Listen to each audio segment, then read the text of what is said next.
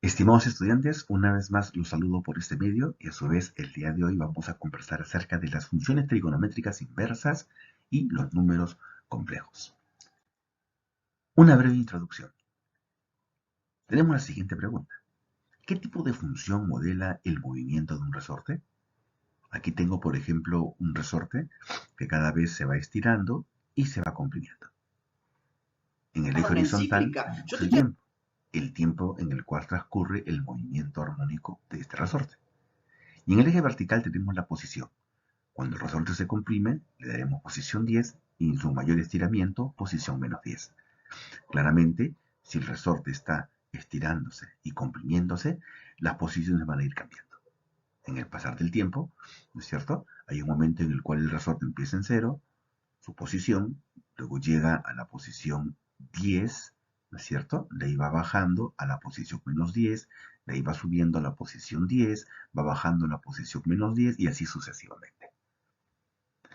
Evidentemente esta gráfica que se va apareciendo aquí no es una gráfica arbitraria. ¿Qué tipo de función será aquella que modela esto?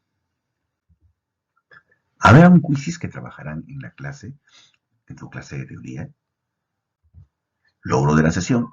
Al finalizar la sesión, el estudiante usa las definiciones de funciones trigonométricas y números complejos en la resolución de problemas vinculados a su carrera, siguiendo un proceso lógico fundamentado en la obtención de la solución y muestra sus cálculos con orden y pertinencia. Contenidos.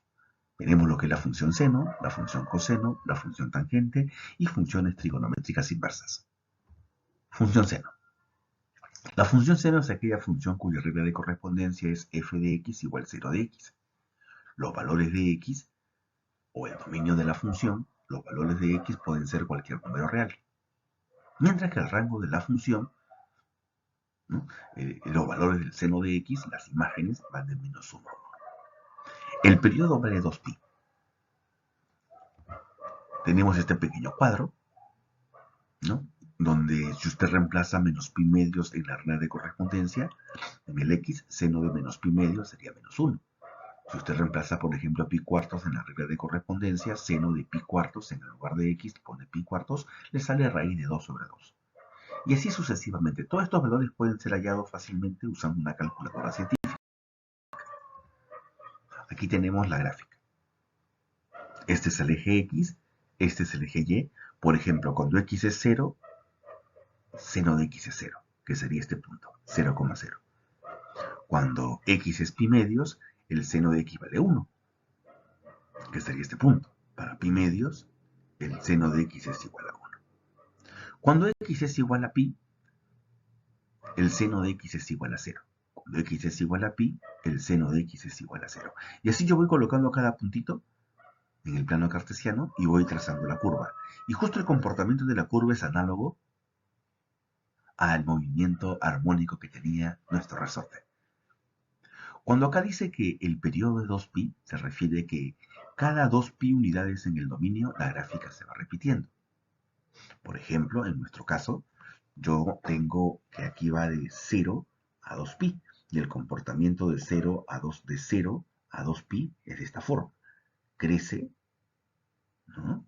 Luego llega al pi, luego decrece por debajo y vuelve a subir. Entonces, si nosotros avanzamos 2pi unidades más, digamos de 2pi hasta 4pi, por así decirlo, el comportamiento va a ser semejante. Esto va a crecer, ¿no es cierto? Va a bajar, ¿verdad? Y luego va a subir. Algo así. Acá está la recta, ¿no? Algo así, a la altura de 4 pisos. Entonces, como estás viendo, el comportamiento se dice que es periódico, o sea, se va repitiendo, ¿no? De 0 hasta 2pi hay una cresta, por así llamarlo, hacia arriba y una cresta hacia abajo. Igualmente, de 2pi a 4pi hay una cresta hacia arriba y hay una cresta hacia abajo.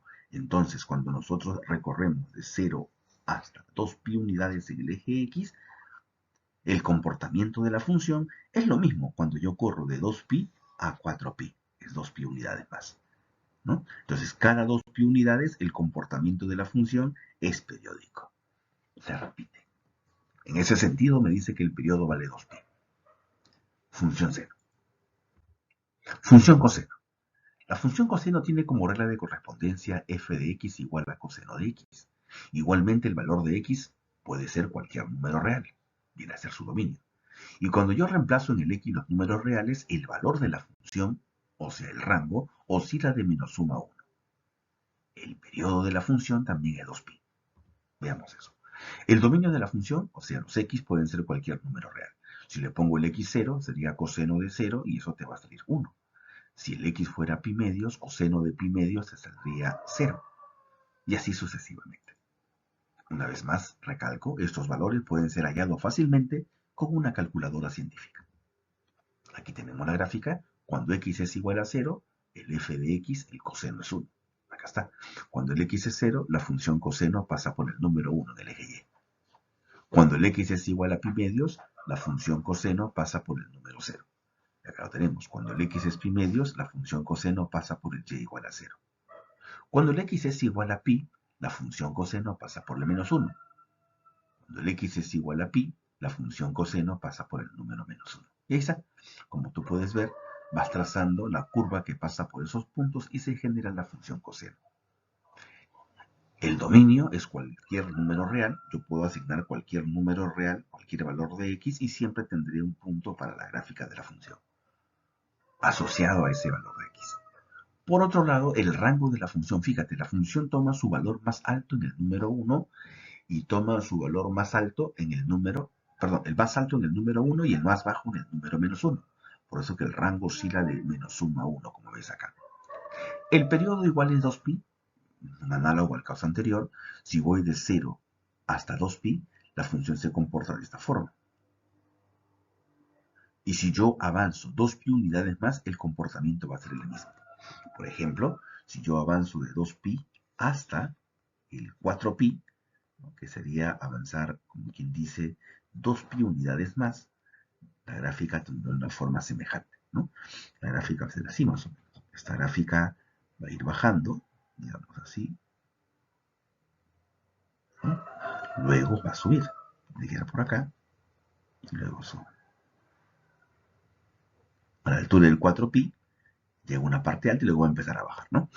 ¿De acuerdo? Entonces, ¿en qué sentido se dice que el periodo es 2pi? Es que cada 2pi unidades, de 0 a 2pi, la función tiene un comportamiento, que en este caso viene de la parte alta del número 1, empieza a bajar a la parte más baja, que es la altura de menos 1, luego vuelve a subir hacia la altura del número 1. Y si avanzo 2pi unidades más, se repite el proceso. De la altura 1, en el eje Y, empieza a bajar hasta la parte más baja, que es la altura menos 1, y luego empieza a subir. ¿Se da cuenta? Entonces, cada 2pi unidades, la función coseno empieza a repetirse su forma, su gráfica. Por eso que el periodo es 2pi. Función coseno. Bien, pasemos ahora a la siguiente función, o algunas propiedades de las funciones semicoseno. La función semicoseno son funciones periódicas de periodo 2pi, ¿no es cierto? O sea que el seno de x es lo mismo como si yo al x le sumo 2pi unidades. Es equivalente, ¿no? El coseno de x es lo mismo que yo sume al ángulo x 2pi unidades. El comportamiento del coseno de x es lo mismo que yo al x le agregue 2pi. 2pi es como agregar una vuelta. ¿De acuerdo? ¿En qué sentido me refiero de agregar una vuelta? Por ejemplo, si hacemos un gráfico, pongamos que este ángulo que vemos aquí en pantalla es el ángulo de 30 grados. Hallar el coseno de 30 grados es lo mismo que nosotros calculemos el coseno de 30 grados más una vuelta. Estos 30 que vemos acá más una vuelta completa. ¿Está bien? O sea, le damos a ese 30 grados una vuelta. Es lo mismo que decir coseno de 30 más 2pi. ¿No? Ese 2pi es la vuelta completa que estamos agregando. ¿Mm? Y no solamente con una vuelta, también puede ser con 2 vueltas. Es lo mismo que yo dijera, por ejemplo, el coseno de 30 más 2 veces una vuelta. Es como que yo de aquí doy esta vueltita y luego puedo dar otra vuelta más encima. Entonces, yo puedo dar tantas vueltas como yo quiera y el coseno sigue siendo el mismo. Coseno de 30 es igual al coseno de 30 más una vuelta. O es igual al coseno de 30 más 2 vueltas. O el coseno de 30 más 3 vueltas y así sucesivamente. ¿De acuerdo? Eso es lo que me dice esa pequeña propiedad. Bien, también tenemos que la función seno es una función impar y la función coseno es una función par. ¿En qué sentido? En el sentido que si tú calculas el seno de un ángulo negativo, el menos sale de la función seno. En ese sentido diremos que es impar. En cambio, si yo calculo el coseno de un ángulo negativo, el negativo desaparece.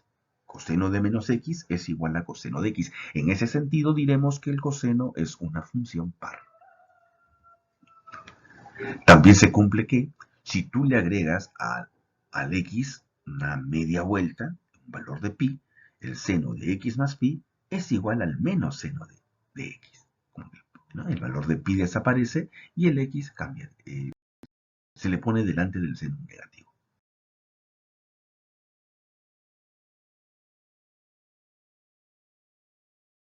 Se le pone delante del seno negativo. Si yo hago coseno de x más pi, o sea, si al x le agrego media vuelta, recuerda que 2pi es una vuelta, pi sería media vuelta, entonces el valor de pi desaparece y te queda coseno de x pero con el signo negativo. ¿De acuerdo? Cuando le agregas media vuelta cambia de signo a la función, sea seno o sea coseno. El signo va a cambiar. Bien. Ahora, si nosotros le agregamos, en este caso, algo menor, es la cuarta parte de una vuelta, pi medios, x más la cuarta parte de una vuelta, esa cuarta parte de vuelta desaparece y te queda la cofunción. El seno se convierte en coseno. ¿De acuerdo? Y si yo le agrego la cuarta parte de una vuelta en el caso del coseno, me queda la cofunción. La cofunción del coseno sería seno, pero con ángulo negativo. ¿No? Son algunas propiedades de qué ocurre cuando sumo una media vuelta o la cuarta parte de una vuelta. Algunas identidades fundamentales. La cosecante es la inversa del seno. La secante es equivalente a la inversa del coseno. La tangente es el cociente de seno entre coseno. La cotangente es el cociente de coseno entre seno. La suma de seno cuadrado más coseno cuadrado es 1. 1 más tangente cuadrado será secante cuadrado. 1 más cotangente cuadrado será cosecante al cuadrado. Algunas identidades, como estás viendo, fundamentales como estas identidades que se llaman identidades pitagóricas. ¿No? Conversemos ahora de la función tangente. La función tangente tiene como regla de correspondencia f de x igual a tangente de x, donde el dominio de la función viene a ser todos los reales a excepción de los múltiplos impares de pi medios. Por ejemplo, no voy a tomar un pi medios, 3 pi medios, 5 pi medios, todos los números impares multiplicados a pi medios. En cambio, el rango de la función son todos los reales y su periodo vale pi, o sea, cada pi unidad de la gráfica se va repitiendo. Acá tengo una tabulación. Cuando el x, por ejemplo, es igual a 0, yo reemplazo tangente de 0 es 0. Cuando el x es pi cuartos, yo reemplazo tangente de pi cuartos es 1. Cuando el x es pi medios, yo reemplazo tangente de pi medios no está definido. Inclusive usted va a la calculadora y le sale una expresión semejante. Algunas observaciones. Esta función tangente va a presentar algunas asíntotas verticales. Las asíntotas van a aparecer en aquellos valores que estén en pi medios o en algún múltiplo impar de pi medios. Como les decía, puede ser 1 pi medios, 3 pi medios, 5 pi medios en esos números impares multiplicado a pi medios.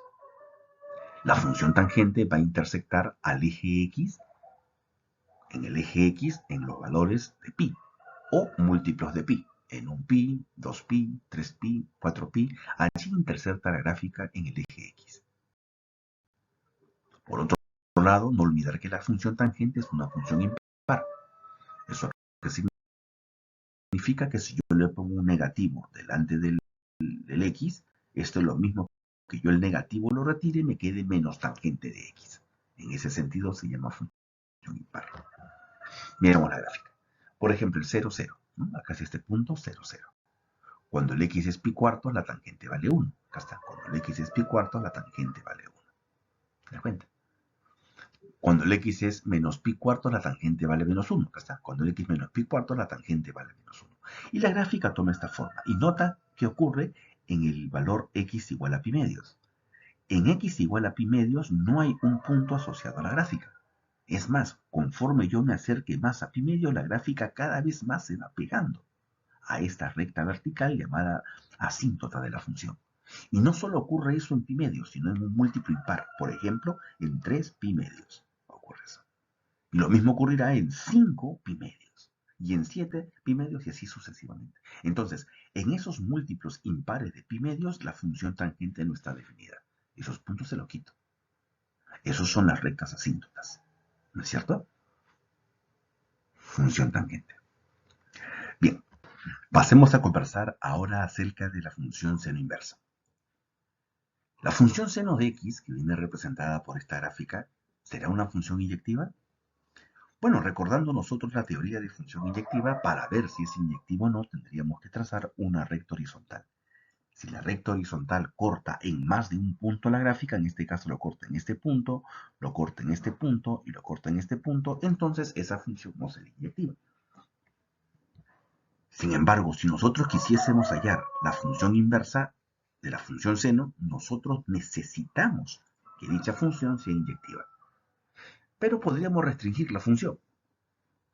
O sea, vamos a restringir la función de menos pi medios a pi medios. ¿Eso qué significa? Concéntrate de menos pi medios a pi medios en esta sección de rojo.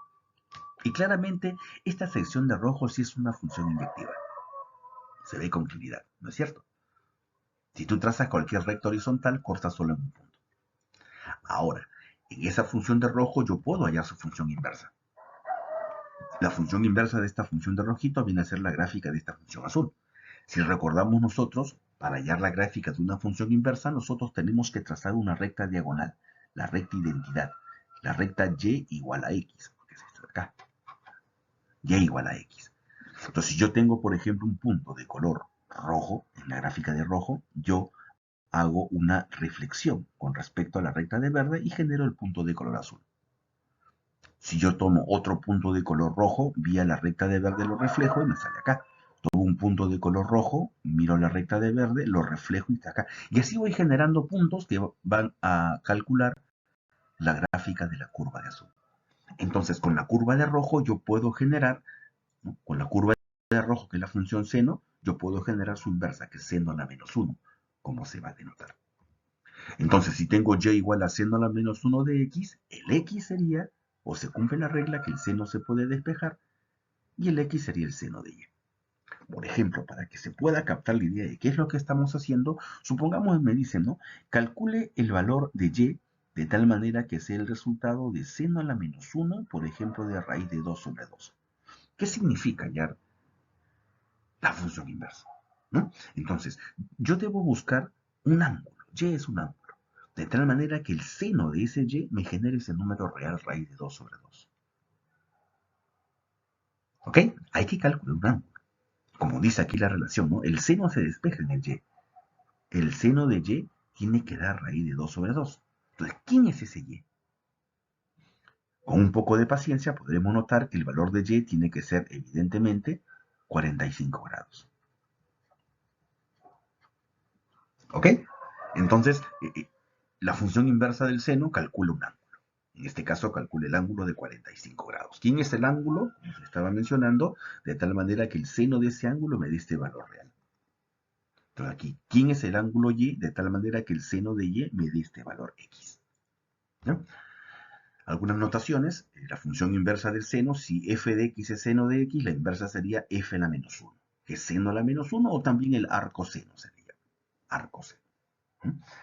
En este caso tenemos que el dominio de la función inversa del arcoseno o del seno a la menos 1 es de menos 1 a 1 y el rango de la función inversa es de menos pi medios a pi medios. Eso es fácil notar a partir del gráfico. Por ejemplo, de la función seno, su dominio es de menos pi medios a pi medios. Pero el dominio de la función seno es el rango de la función inversa. Por eso el rango es de menos pi medios a pi medios. El rango de la función seno es de menos 1 a 1. Pero el rango de la función seno es el dominio de la función inversa, que es de menos 1 a 1 también. Una definición natural que se cumple en una función y su inversa. Coseno inverso. Dada la función g de x igual a coseno de x, la función g, que es la función coseno de esta forma es inyectiva, análogamente no lo es, porque si trazo una recta horizontal, evidentemente corta a la gráfica en más de un punto. Pero si restringimos nuestra gráfica de 0 a pi, de 0 hasta pi, me saldría este pequeño fragmento, que sería este de color verde o negro, ¿no? Este pequeño fragmento de la gráfica sí es inyectiva. Por lo tanto, acá yo podría intentar hallar su función inversa. La función de rojo es la función coseno, y ya te dije, si trazas una recta diagonal y igual a x y haces la reflexión con esa recta, esta de azul sería la función coseno inversa. Claramente, la función coseno tendría inversa, pero si restringo el dominio de 0 a pi. En ese sentido, la misma idea que el caso anterior. El coseno a la menos 1 de x es un valor y, donde y es un valor angular, ¿no? Un número. ¿Quién es el y de tal manera que el coseno de y me genere x? Notación. G a la menos 1 de x es igual al coseno de menos 1 de x. O sea, si g de x es coseno de x, g a la menos 1 viene a ser su inversa, el cual también se representa como el arco coseno de x. ¿Ok? Arco coseno de x. Bien, la misma idea que el caso anterior. Si el dominio de la función coseno es de 0 a pi, ese dominio viene a ser ahora el rango de la función inversa. Y si el rango de la función coseno era de menos 1 a 1, él viene a ser ahora el dominio de la función coseno inversa. Vamos a la tangente inversa. Igualmente, si tengo f de x igual a tangente de x, es una función inyectiva, pero restringido a este intervalo. O sea que de menos pi medios a pi medios, esta es la gráfica de la función tangente, la cual claramente es inyectiva. Entonces podemos definir sin dificultad su inversa, que viene a ser de esta forma. No olvides que trazo una recta diagonal y hago una reflexión con esa recta. Claramente se puede ver que, bueno, por definición, la función f es la tangente, f a la menos 1 es la tangente inversa. También definida como arco tangente. Ahora, el dominio de la función, aquí en la gráfica de azul podemos ver, viene a ser todos los reales. ¿No es cierto? El dominio de la función es todos los reales. Mientras que el rango de la función estaría oscilando de menos pi medios a pi medios. ¿Ok? De menos pi medios a pi medios. Tendría que ser abierto en este caso porque el pi medios, positivo o negativo, la función no lo va a asumir. Se va aproximando, sí, pero no asume esos valores. Dominio y rango. Se cumple también que si nosotros calculamos y igual a tangente a la menos 1, ¿no? Se cumple que la tangente de y tiene que ser igual al valor de x. ¿Cierto? Si y es tangente a la menos 1, yo despejo tangente de y es igual a el valor de x. Función tangente inversa. Bien, se tienen algunos ejemplos. Si me dicen calcule el arcoseno de un medio, ¿cómo lo vamos a hacer? Bueno, el arcoseno de un medio, ¿no? Es un valor, como te dije, de tal manera que el seno, un ángulo, el seno de cierto ángulo me tiene que dar como resultado un medio. En este caso, el número en el intervalo menos pi medios a pi medios, cuyo seno es un medio, sería pi sextos. ¿De acuerdo? El número es pi sextos. Ahora, ¿quién es el arcoseno de raíz de 3 sobre 2? La misma idea. Hay que buscar un número, ¿no es cierto?, en el intervalo de menos pi medios a pi medios, cuyo seno me salga a raíz de 3 sobre 2. El número sería pi tercios. ¿Verdad? Lo mismo aquí, ¿no? El arcoseno de raíz de 2 sobre 2. Hay que buscar un número en el intervalo de 0 a pi, que es el dominio del arcoseno, cuyo coseno me dé este resultado. El número sería pi cuartos. ¿No? Arcoseno de 0, hay que buscar un número en el dominio del arcoseno que es de 0 a pi, cuyo coseno me salga ese pi me salga 0, ¿no? Cuyo coseno me salga 0. El número sería pi medios. Y por último, arco tangente, hay que buscar un número en el intervalo de menos pi medios y pi medios, cuyo tangente me salga 1. En ese caso, el número sería pi cuartos. Así es como se va calculando estas razones inversas. Algunas propiedades. Si tengo el seno del seno a la menos 1 de x, una función y su función inversa se eliminan entre sí. Me queda x, siempre y cuando el x esté definido en el dominio de la función inversa, entre menos 1 y 1. Coseno del coseno a la menos 1. Coseno con su inversa se elimina y me queda x, siempre que el x esté definido en el dominio de esta primera función, o sea, entre menos 1 y 1. Tangente a la menos 1 de x también es x. La tangente con la tangente inversa se eliminan y me queda x.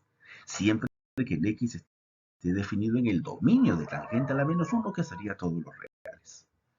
Ahora, si cambio la posición, ¿no? Primero pongo seno a la menos 1, luego pongo seno, también se eliminan, me queda x, pero este x debe estar definido en el dominio del seno, que sería de menos pi medios a pi medios. No es igual que el caso anterior, ¿eh?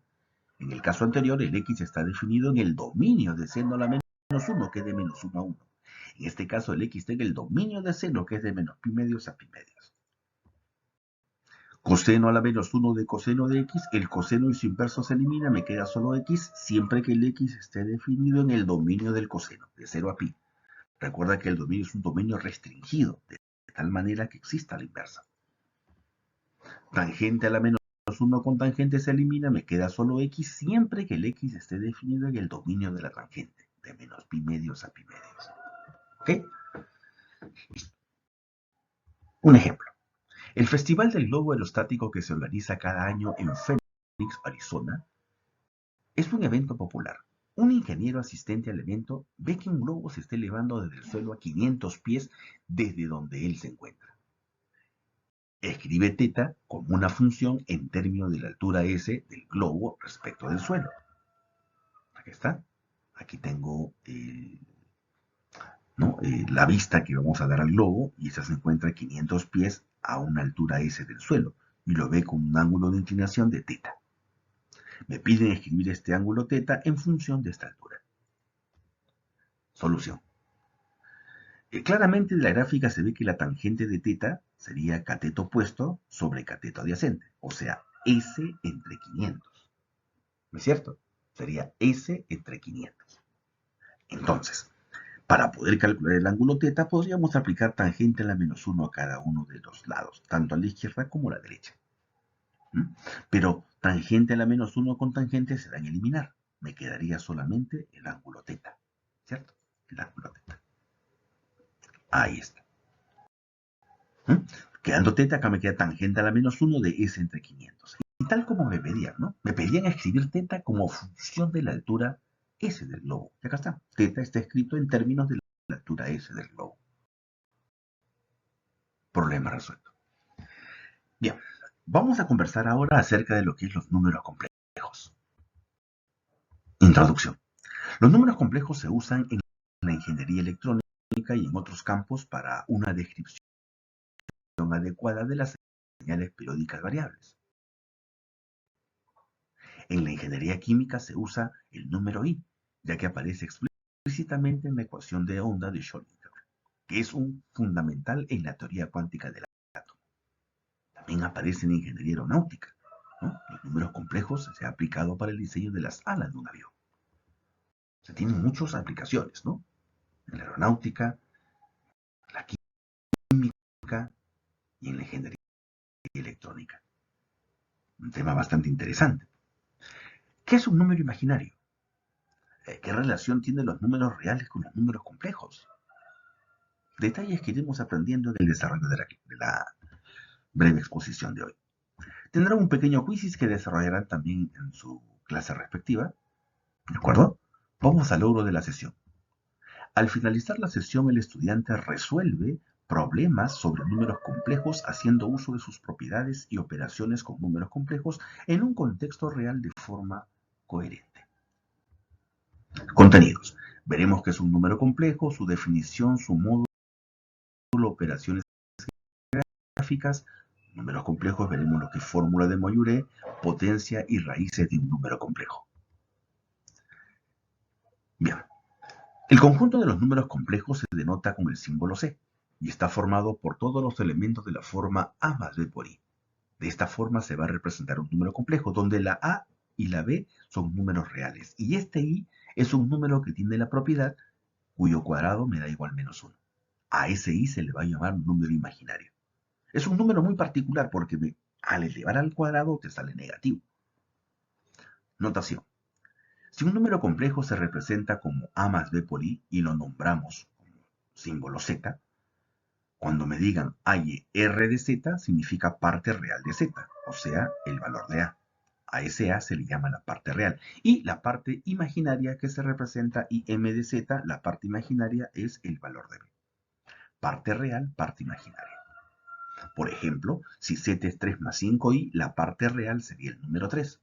Y la parte imaginaria sería el número 5. Parte real, parte imaginaria. Observaciones. Si en un número complejo la parte imaginaria es igual a 0, me quedaría z igual a a. En ese caso no habría ninguna cantidad imaginaria. A ese a se le llama número real. O ese z se le llama número real. Y si en un número complejo el 0 es igual a la, o sea, esto desaparece, me queda b por i, solo me queda la parte imaginaria, a esto se le llama imaginario puro. ¿De acuerdo? Tenemos un número real cuando el b es 0 y un imaginario puro cuando el a es 0. Ojo, la parte real es el número y la parte imaginaria es el número que acompaña al i.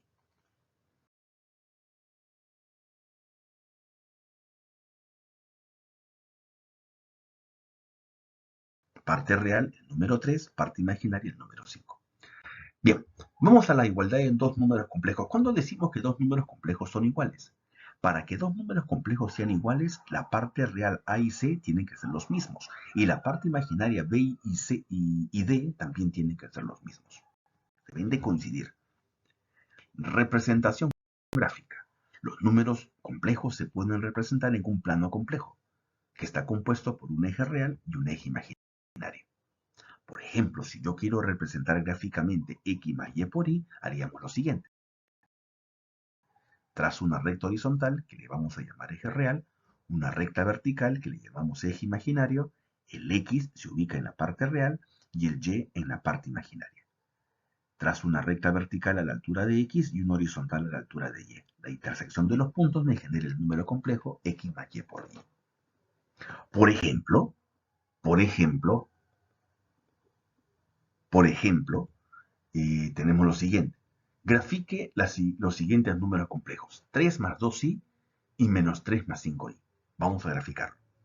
Trazo mi recta, que es mi eje real. Trazo mi recta, que es mi eje imaginario. ¿De acuerdo? Entonces vamos a representar 3 más 2i. 3 vendría a ser la parte real. 2 vendría a ser la parte imaginaria. Trazo una recta vertical en el número 3 a la altura del 2 y una recta horizontal del 2 a la altura del 3. ¿No? El punto de intersección me genera el número complejo 3 más 2i. Igualmente, si quiero graficar este segundo número complejo, ubico el número menos 3 en la parte real, ubico el número 5 en la parte imaginaria, trazo una vertical a la altura del 5 y una horizontal a la altura del menos 3. La recta, ¿no? El segmento que se une del origen de coordenadas al punto de intersección, genera el menos 3 más 5i. Ojo, el número complejo es este punto. ¿De acuerdo? Acá el número complejo es este punto también. Es un punto, no vaya a pensar que la flechita es este punto, el número complejo. Es este punto. ¿De acuerdo? Bien. Listo. Seguimos. Operaciones con los números complejos. Los números complejos se pueden realizar la operación de adición, sustracción, ¿no? Multiplicación y división. Por ejemplo, ¿cómo sumo dos números complejos? Para poder sumar dos números complejos vamos a sumar la parte real con la parte real, 4 con menos 5, y la parte imaginaria con la parte imaginaria, 6 más 4. Acá me saldría menos 1 y acá me saldría 10. Así de fácil y sencillo se hace la suma de números complejos. La sustracción de dos números complejos sería así. Vamos a restar z1 menos z2. Vamos a restar la parte real con la parte real. o sea, 5 menos menos 2. Y la parte imaginaria con la parte imaginaria, 4 menos el 1. Acá sale menos por menos más, 5 más 2 sería 7 y 4 menos 1 sería 3. Solo es operar parte real con parte real y parte imaginaria con parte imaginaria. La multiplicación. Si quiero multiplicar estos dos números complejos, tendríamos que multiplicar término a término. Por ejemplo, 4 por 5, que se sale 20, ¿no? 4 por 4i, 6i por 5 y 6i por 4i. Término a término.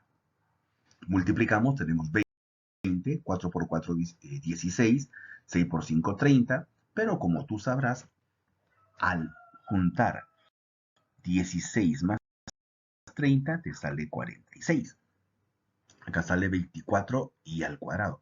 Recuerda que i al cuadrado representa menos 1. I al cuadrado representa el valor de menos 1. Tendríamos entonces 20, 24 por menos 1 es menos 24. 20 menos 24 es menos 4. Y bajo 46i. Y ya tengo la multiplicación. Y ya tengo la multiplicación. Solo se multiplica término a término. ¿Ok? Multiplicación de números complejos. Vamos ahora a la división. Para hacer la división de dos números complejos, si quiero dividir 3 más 2i entre 4 más 3i, tengo que multiplicarlo por su conjugado. ¿Cómo es eso? Multiplico arriba y abajo con el signo cambiado. Este más lo multiplico arriba con menos y abajo también. Arriba lo multiplico, como lo hemos mencionado, término a término, o sea, sería 3 más 2i por 4 menos 3i, y 4 más 3i por 4 menos 3i. Multiplicando tendríamos lo siguiente. 3 por 4 sería 12, 3 por menos 3 sería menos 9, 2 por 4 sería 8.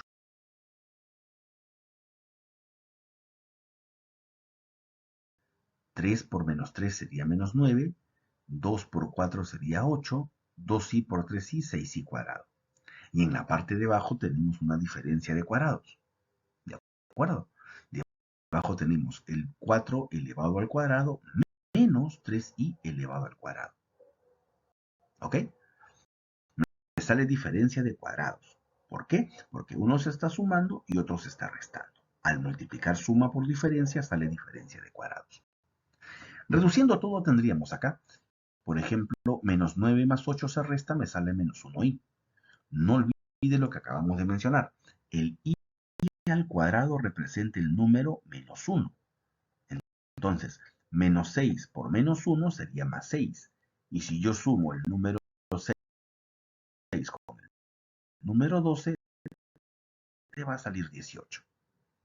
Por acá yo voy a tener 16 menos 3 multiplicado por i, perdón, 3 al cuadrado sería 9, ¿no es cierto?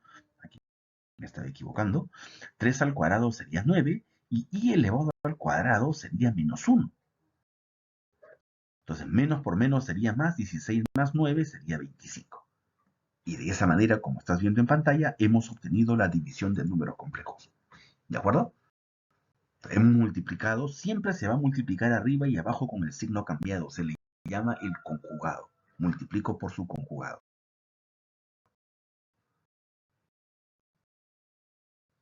¿Ya? Y el resto son cuentas, son cálculos. Acá se reparte 18 entre 25 y acá hay un 1 entre 25, ¿no? Para darle un poco de estética. Veamos acerca del módulo. Si z es igual a x más y por y, definimos el módulo de z, con el cual se denota este símbolo de la siguiente forma. El módulo de z sería la raíz cuadrada de x al cuadrado más y al cuadrado. Parte real al cuadrado más parte imaginaria al cuadrado. Gráficamente sería así, ¿no? Tengo el número complejo z, que es este punto, con coordenada x en la parte real y y en la parte imaginaria, y el módulo viene a ser la distancia del origen de coordenadas hacia el número complejo. Esa distancia se define de esta forma. Raíz cuadrada de x cuadrado más y cuadrado. Ejemplo, si tengo z igual a 3 más 2i, el módulo sería la raíz cuadrada de 3 al cuadrado más 2 al cuadrado, o sea, raíz de 3. El i, el número imaginario, no se coloca dentro de la propiedad. El módulo de este número complejo sería raíz cuadrada de menos 3 al cuadrado más el número 4 elevado al cuadrado. Resolviendo te sale 5. Observación. El módulo es la distancia del centro de coordenadas hacia el número complejo. Esa distancia es lo que está midiendo el módulo. Veamos algunas propiedades.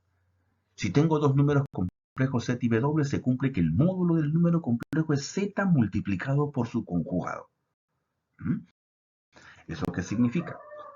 Por ejemplo, si z es de la forma a más b por i, el conjugado de z es de la forma a menos b por i. El conjugado significa el cambio de signo. Ese símbolo z con rayita es el cambio de signo. Entonces, si yo hallo el módulo al cuadrado, es lo mismo a que yo multiplique z por su conjugado. Eso dice esta propiedad, ¿no? Si tú multiplicas el z por su conjugado, es lo mismo que coge el módulo y lo eleva al cuadrado. ¿Ya? Tenemos que el módulo de un producto se reparte para cada factor. El módulo de un cociente se reparte para cada elemento siempre y cuando el número complejo W no sea 0. El módulo elevado a la n o el módulo de un complejo elevado a la n, ese exponente puede salir o puede ingresar dentro del módulo. ¿De acuerdo? Por aquí tenemos un ejemplo. Vamos a ver qué ejemplo se nos ha presentado. Dice así. Calcule el módulo del siguiente número complejo. Este. Entonces, si yo quiero calcular el módulo de z, tendría que hallar el módulo de todo esto. ¿No es cierto? Hallar el módulo de todo esto. Entonces, ¿cómo calculo ese módulo? Ese módulo, por propiedad, se reparte en el numerador y en el denominador. Lo reparto en el primer factor, aquí está, en el segundo factor, aquí está, y en el tercer elemento que está en el denominador. ¿Cierto? En el caso de los factores que están en el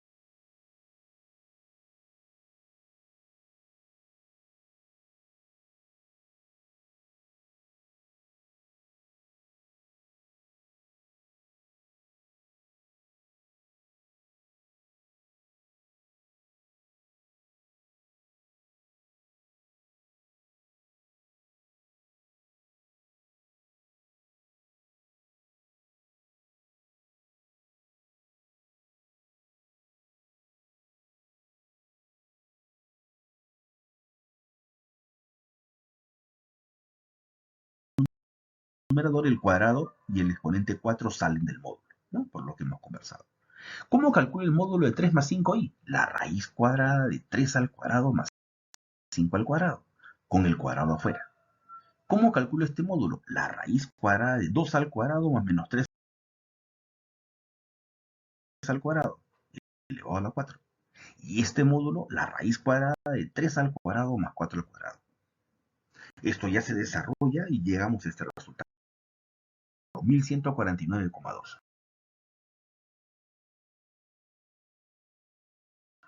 Eso sería el módulo de este número.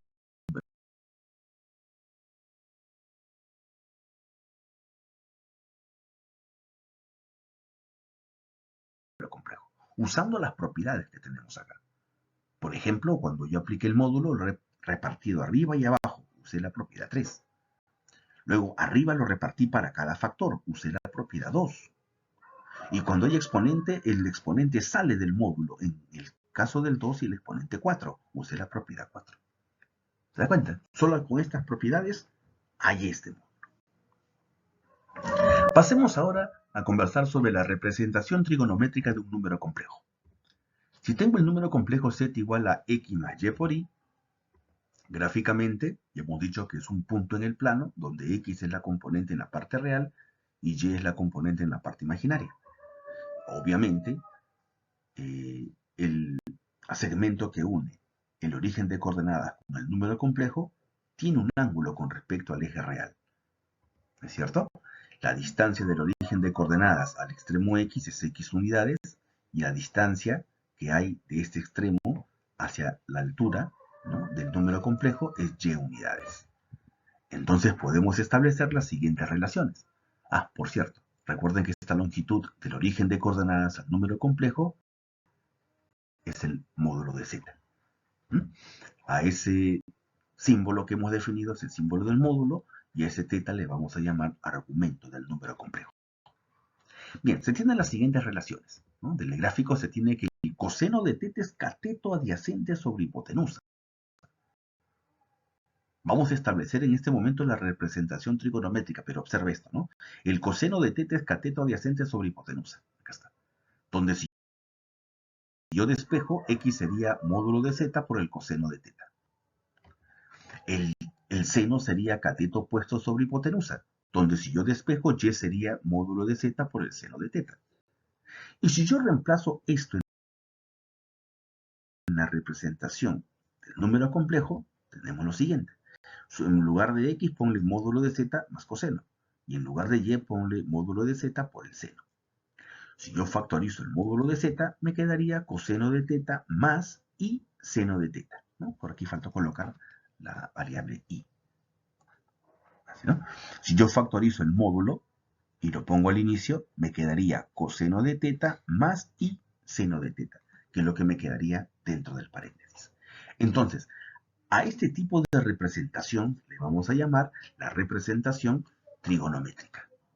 Z se expresa como su módulo multiplicado por el coseno de θ más y seno de θ, donde el módulo ya lo hemos definido y el θ es el argumento, que es el ángulo entre el segmento que une el origen de coordenadas con el número complejo y el eje real.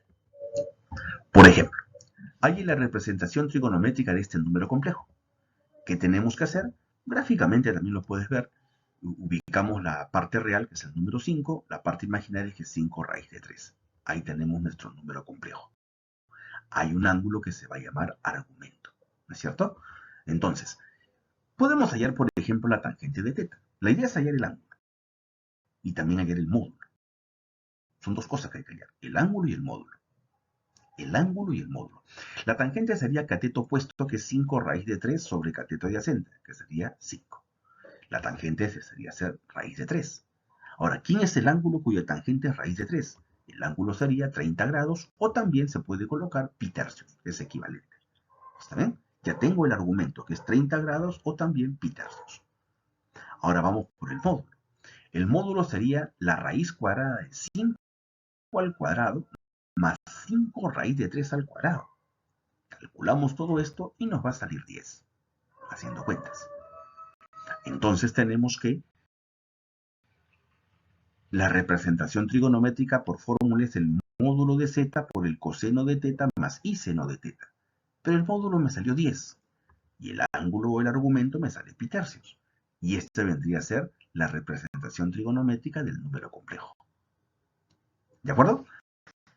Bastó calcular el módulo y bastó calcular el ángulo. Hablemos acerca del teorema de Moyuré. Dado un número complejo no nulo, o sea, no cero, sabemos que un número complejo se puede representar en su forma trigonométrica. Se tiene que si nosotros elevamos al exponente n una potenciación de un número complejo, sorprendentemente, el resultado de esa potenciación sale de esta forma. el módulo se eleva a la n, y ese exponente n multiplica a cada uno de los argumentos. Sería n teta, uno de los argumentos sería n teta para el coseno y n por teta para el seno. Ejemplo, tengo este número complejo, y si yo quiero elevar ese número complejo al cubo, sería raíz de 2 al cubo, ¿no? Y también elevo al cubo, multiplico por 3 acá al pi medios y por 3 al pi medios. ¿Te das cuenta? Multiplico por 3 a cada uno de los elementos. Bien, acá raíz de 2 al cubo se puede convertir en 2 raíz de 2.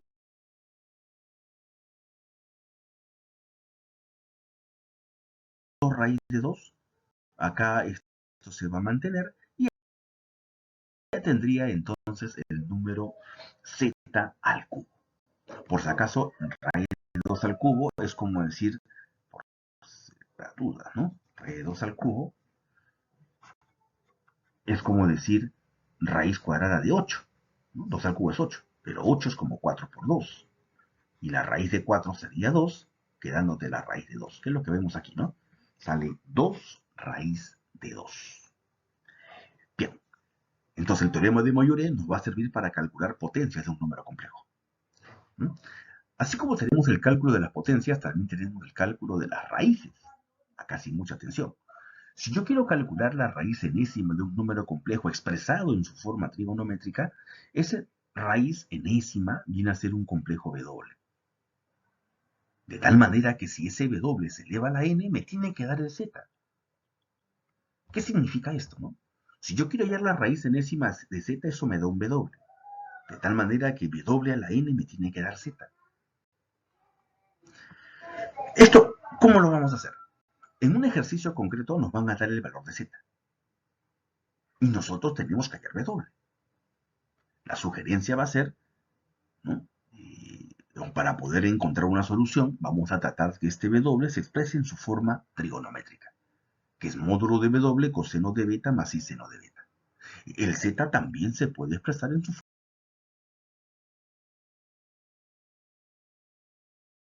forma trigonométrica. El z sería módulo de z coseno de teta y seno de teta.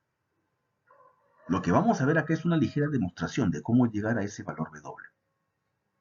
¿Ya? Ojo, z se expresa en su forma trigonométrica con ángulo teta y W se expresa en su forma trigonométrica con ángulo beta. Diferentes ángulos. Entonces, queremos hallar W, conociendo z. Claramente, para que estos números sean iguales, el módulo de z debe coincidir con el módulo de W a la n. Y la parte angular, coseno más i seno de teta, debe coincidir con coseno de n beta más i seno de n beta. De aquí podemos deducir, ¿no? Si yo despejo el n como una raíz para el otro lado, el módulo de W es la raíz enésima del módulo de z. Recuerda que queremos hallar W. Y para W, si quieres saber su módulo, va a ser la raíz enésima del módulo de z. Ahora quiero calcular el ángulo beta. Entonces digo así, ¿no? Este ángulo n beta, para que coincida con este teta, ¿no? N beta va a ser igual a teta más tantas vueltas como yo desee. O sea, los ángulos van a ser iguales. N beta es igual a teta, pero teta más una vuelta, o más dos vueltas, o más tres vueltas, o más k vueltas. K veces 2pi. ¿De acuerdo? Lo que hace un momento comentamos respecto a las vueltas. Entonces, teta va a ser igual a n beta, o si no decir n beta es igual a teta más un número de vueltas, ¿no? Puede ser una vuelta, dos vueltas, tres vueltas, cuatro vueltas. Bien, despejo entonces, como yo quiero beta, el n pasa a dividir y tengo teta más 2kπ entre n. Y listo, ya hemos calculado el módulo de W y ya hemos calculado el ángulo de W, el argumento. Ya tengo todos los ingredientes para W. Me queda así entonces. Si z es un número complejo y esta es su forma trigonométrica, la raíz enésima de z es un W, donde W se escribe así. En vez de colocar módulo de W, vas a colocar raíz enésima del módulo de z. Y en vez de colocar beta, vas a colocar teta más 2kπ entre n.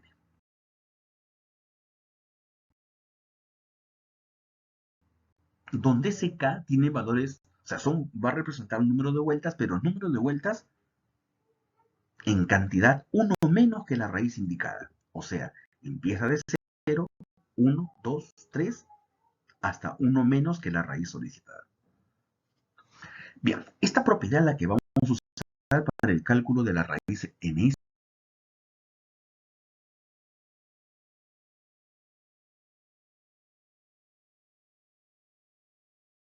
de un número complejo. Hagamos un ejemplo para fortalecer la idea. Miren, encuentre todos los valores de W tal que W la quinta menos 32. Fácilmente uno puede notar que un número a la quinta que dé menos 32 sería menos 2.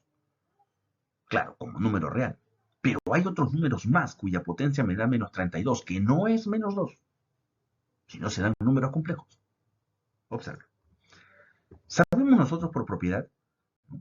Este 5 pasa como raíz quinta de menos 32, ¿no es cierto? Donde nosotros tenemos que expresar a este número a quien le estamos hallando la raíz, tenemos que expresarlo en su forma trigonométrica, ¿no es cierto? Entonces sería menos 32 es igual a el módulo de menos 32 coseno de pi más i seno de pi. Esa sería su representación trigonométrica. Coseno de pi es menos 1, seno de pi es 0, sería menos 1 por 32, sale menos 30. Son equivalentes, su forma trigonométrica. ¿Ya? Esta representación se practicará con más claridad también en clase. Bien, menos 32 lo expreso en su forma trigonométrica. Ahora, ¿cómo hallamos la raíz? Como yo quiero calcular la raíz de menos 32, este menos 32 hace el papel de z, con su forma trigonométrica. En este caso, el teta sería pi. La raíz enésima, en mi caso sería raíz quinta, se representa de esta forma. Vamos a hallar la raíz quinta del módulo de menos 32 por el coseno, el teta sería como el pi, por 2k pi entre n, más i seno de teta más 2k pi entre n. Recuerda que el teta es el pi. Quedaría así entonces. ¿Ya? Por propiedad, el k varía de 0 hasta 1 menos que la raíz indicada. En mi caso sería así, mira. Observa. Menos 32 le sacamos su raíz quinta. Sería raíz quinta de menos 32. Ahí está. En módulo, raíz quinta. Coseno, en vez de teta le voy a poner pi, de 2k pi entre 5. Tome en cuenta que el n es el valor de 5. ¿Por qué n es 5? Porque n es el valor del índice de la raíz. Más i veces seno, el teta es el pi, de 2k pi entre n que vale 5. Y el k recuerda que va a oscilar hasta 1 menos que el valor de la raíz, del índice de la raíz. Como es raíz quinta, acá llega hasta 4. El k sería 0, 1, 2, 3 y 4. Bien, vamos a hallar todas las raíces entonces. Primero, hallamos cuando k es 0. Si k es igual a 0, tendríamos lo siguiente. Raíz quinta de menos 32 sería, ¿no? La raíz quinta de este módulo sería, este es positivo, el módulo acá se convierte en valor absoluto. Valor absoluto de menos 32 sería 2, raíz quinta de 32 sería 2. Si k es igual a 0, 2 por 0 sería k0, se elimina, me queda pi quintos. Si k es igual a 0, se elimina, seno de pi quintos. Esta sería la raíz quinta de menos 32. Una primera solución. Ahora, si k es igual a 1, lo mismo, la raíz quinta de menos 32, esto me saldría 2. Pero si k es igual a 1, ¿de acuerdo? Tendría acá coseno de 2 por 1, 2pi más pi, 3pi sobre 5. ¿No? ¿Sí? Y acá 2 por 1, 2, 2pi más pi, 3pi sobre 5. Ahí está. Esta sería la segunda raíz cuando k es 1. Cuando k es igual a 2 también lo reemplazo. Raíz quinta de menos 32 sería 2. Si acá fuera 2 sería 2 por 2, 4. ¿No? 4pi más pi sobre 5. ¿No? 2 por 2, 4. 4pi más pi sobre 5. Pero 4pi más pi sería 5pi. Entre 5 me queda un pi. Pero un coseno de un pi me sale menos 1. Acá lo mismo. Me sale pi sobre 5pi sobre 5 es pi. Pero seno de pi es 0. Esto es 0. ¿eh? Seno de pi es 0. Y esto es menos 1. Menos 1 por 2 sería menos 2. ¿eh? Seno de pi es 0, coseno de pi es menos 1, todo me sale menos 2. Que esta es la raíz usual, ¿no? Cuando uno saca la raíz quinta de menos 32, sale menos 2. Esta es la raíz usual. Pero aparte me están saliendo otras raíces adicionales. Cuando k es igual a 3 se hace lo mismo, se va reemplazando, ¿de acuerdo? Es un reemplazo, y luego se hace el reemplazo cuando k es igual a 4. Y de esa forma obtendrías todas las raíces, ¿no? Los valores de las raíces de menos 32 vienen a ser estos 5 valores. Listo, muchachos. Espero me hayan entendido lo que es las funciones trigonométricas y sus inversas, como también el desarrollo de los números complejos. Conmigo será hasta otra oportunidad. Chicos, tomar en cuenta que qué fenómenos en la vida real se pueden modelar mediante funciones trigonométricas y trigonométricas inversas. Ahí tenemos, por ejemplo, vimos un casito que tenía que ver con el movimiento armónico simple, ¿no? Que era con respecto a el resorte, ¿no? Cómo se iba modelando. Así como ese caso del resorte, también hay otros modelos matemáticos que involucran a la función seno y la función coseno, ¿no? También las ondas de mar, el estudio de las ondas de choque, también se modelan con función seno y coseno. ¿Para qué nos sirve el aprendizaje de este tema? Para movimientos armónicos como el caso del resorte, para el caso de los números complejos también hemos visto, ¿no?, que puede usarse en el caso de la aeronáutica, hemos comentado, en el caso de las ecuaciones de Schrödinger, ¿no?, en el mundo de la química y en la ingeniería electrónica. ¿Qué dificultades enfrentaste y cómo las solucionaste? Dificultades hay quizás por allí en la función inversa, tener cuidado, o en este último caso de las raíces de un número complejo, entender bien las notaciones, ¿no? Pero eso se va a solucionar fácilmente revisando los videos, viendo los ejercicios explicativos, como también haciendo consultas en hora de clase. ¿Conoces algunas aplicaciones de las funciones trigonométricas o inversas en tu profesión? Queda una puerta abierta ahí para poder hacer una respuesta a esa pregunta. Listo, muchachos, ahora sí, sin más que decir, solo me queda despedirme dejándole algunas referencias para que puedan reforzar el tema conversado. Cuídense mucho, que tengan una excelente semana. Éxitos a todos.